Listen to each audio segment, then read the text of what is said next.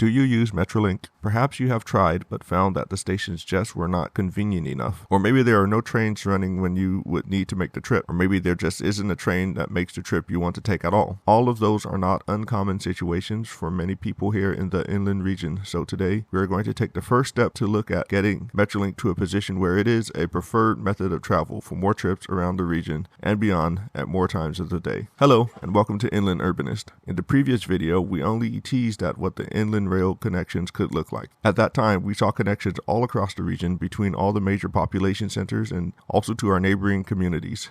Now we're going to take a look at the service vision for all of those lines to describe what kind of frequencies would be realized as well as additional stations and major route changes. At a later date, we will attempt to tackle the infrastructure needs which would be necessary to achieve the vision being described. With all that being said, off we go. We will start with the San Bernardino Line. The San Bernardino Line has some of the highest service frequencies of any Metrolink line, with 18 daily trips split into one express and the other 17 as locals for the LA Union Station to San Bernardino portion of the line, and 25 daily trips for Arrow, including the Express. On weekends, that slims down to 8 round trips for the LA to San Bernardino portion and 16 for Arrow, with no Express service on weekends. The San Bernardino Line is also used to host event trains for raves or other concerts held at the Orange Show in San Bernardino. However, 18 daily trains is simply not enough. Previous studies have looked at getting service to as frequent as every 15 minutes, but that still falls a bit short of what we need. Instead, we need a San Bernardino line that delivers at least 10-minute frequencies for locals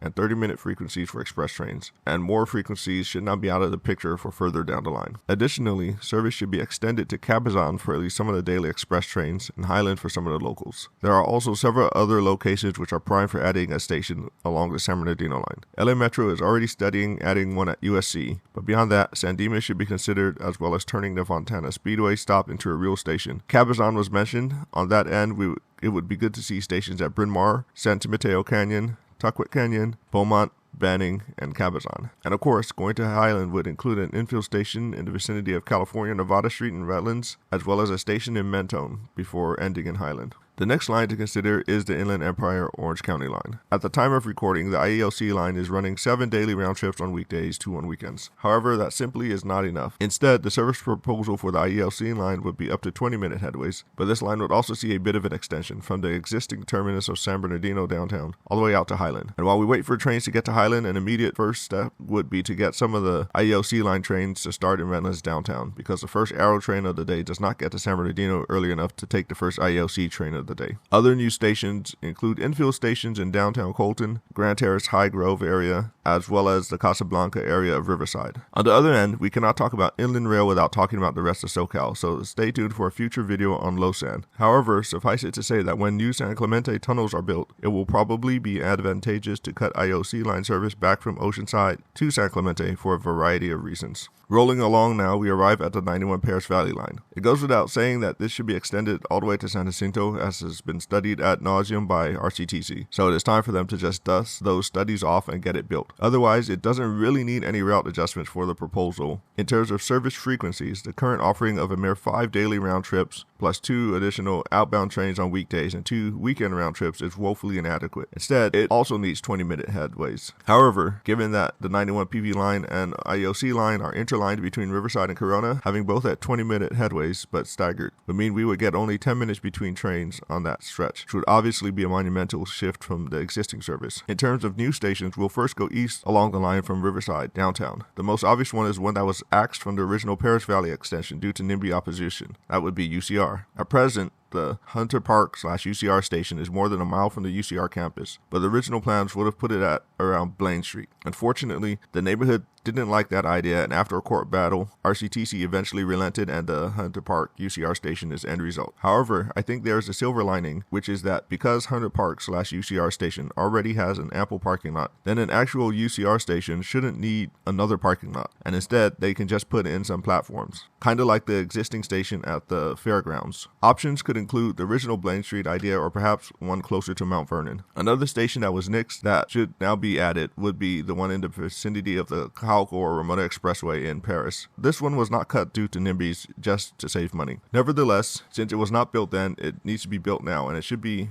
fast-tracked and built ASAP because Lake Paris will host some of the events for the LA 2028 Olympics, and it would be the closest, most convenient station to get to that venue. I do believe that RCTC is currently pursuing grant funding to get it built, so hopefully they are able to get that funding and get it done. And if that is not the case, then the other interests involved with LA 28 need to help them find the funding to get it built. Beyond Paris South, the studies on the subject of extension would add stations at Winchester, Hemet, and San Jacinto. Those are a good start and necessary stations, but there is a good argument for at least 2 other stations on either side of Winchester, one in the Romoland or maybe a little farther down in northern Menifee area on the west side and in the vicinity of Egan on the east. Otherwise, the aforementioned Infill station at Casablanca and Riverside would also be served by 91 Paris Valley Line trains, and it goes without saying that the Placencia station should be open too. Finally, we are still going to leave Lausanne for another video, but 91 Paris Valley Line trains would also stop at the proposed Pica Rivera station. The final existing line to review is the Riverside Line. The Riverside Line is perhaps the most disappointing out of all of Metrolink's current lines. It actually opened before the 91 Paris Valley Line, offering direct service from downtown Riverside to LA Union Station. If one looks at the Metrolink route diagram, it would seem that the Riverside Line is shorter and that it offers a faster trip to LA versus the 91 Paris Valley Line. However, this is actually not the case, as both have about the same route miles and only a minute or so difference in scheduled travel time. On top of that, the Riverside Line has perhaps the worst schedule of the entire Metrolink system, with a paltry 5.5 round trips, and it is the only line without service on weekends or holidays. But it doesn't need to be that way. Instead, let's take a look at what can be done to revamp options. The most obvious first step is to increase service. We desperately need more trains, ideally up to at least 10 round trips per day ASAP, to cover more of the morning, midday, and evening slots. That would help get people to and from Riverside as well as LA at more times of the day. However, it would be ideal to get service up to at least 20-minute headways and perhaps even 10-minute headways at peak periods. That would obviously be a radical increase from what we have now, or even from what the state rail plan envisions, which is only 30-minute headways. But it is an excellent opportunity that would actually make the Riverside Line way more usable. But wait, there's more. The real gem is where those trains would be running, as the other proposal is to reroute the Riverside Line. At present, the Riverside Line runs nearly entirely on the Union Pacific Los Angeles subdivision. However, it really needs to be rerouted to the Union Pacific Alhambra subdivision from Ontario on west. This is by no means a novel idea, as it was considered in at least 2 SCAG studies within the last 15 years. Unfortunately, it has not progressed beyond those studies, but the idea should be revisited with the following proposal. The biggest and best opportunity for the reroute is via Haven Avenue in Ontario, directly adjacent to the east end of the Ontario International Airport. The reroute leads to a relocation of the Ontario East Station, but the real benefit is the ability to add stations at the Ontario Airport and directly serve Ontario's downtown, which currently only gets 3 trains a week in each direction as the Sunset Limited Texas Eagle, and those trains arrive in the depths of night. That's quite unfortunate because Ontario's downtown is charming and they are working on revamping it, so it would be great to get usable train service to it. Leave a like on this video if you're ready to see Ontario get usable rail transit options to downtown. Further west, the existing Pomona downtown station would remain, but rerouting to the Alhambra subdivision means reactivating the tracks that go past Cal Poly Pomona, where a station should be added. Then the existing industry station can be approximately replaced somewhere in Walnut, a station added in La Puente, adding El Monte as a station to the rerouted Riverside Line, add a station somewhere in Alhambra, and a station at San Pablo Street to serve the USC Medical Center